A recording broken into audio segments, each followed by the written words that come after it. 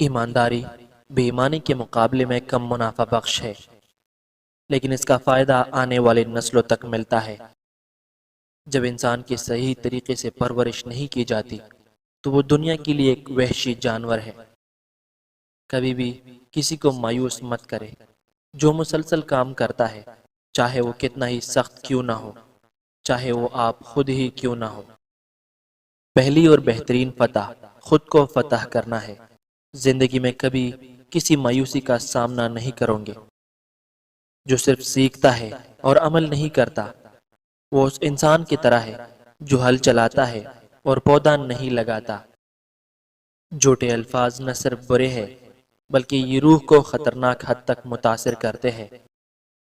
مہربان بنے، ہر وہ شخص جس سے تم ملتے ہو ایک مشکل جنگ لڑ رہا ہے۔ برے دوست سے اچھا دشمن بہتر ہے۔ اگر کسی نے غلطی کی ہے اور اسے درست کرنے میں ناکام رہا ہے تو اس نے اس سے بھی بڑی غلطی کی۔ جلد بازی کی سزا بھگتنے سے بہتر ہے کہ آرام سے ہر کام کرے۔ یہاں پر سچ بولنے سے زیادہ نفرت کی جاتی ہے۔ کوئی بھی آدمی آسانی سے دوسروں کو نقصان پہنچا سکتا ہے، لیکن ہر آدمی دوسرے کا بھلا نہیں کر سکتا۔ اپنے خیالات کو سنبھالو، آپ ان کے ساتھ جو چاہے کر سکتے ہو۔ خوشی نیکی کرنے اور دوسروں کی مدد کرنے سے پیدا ہوتی ہے۔ میں جسمانی اور ذہنی صحت کے لیے روزہ رکھتا ہوں۔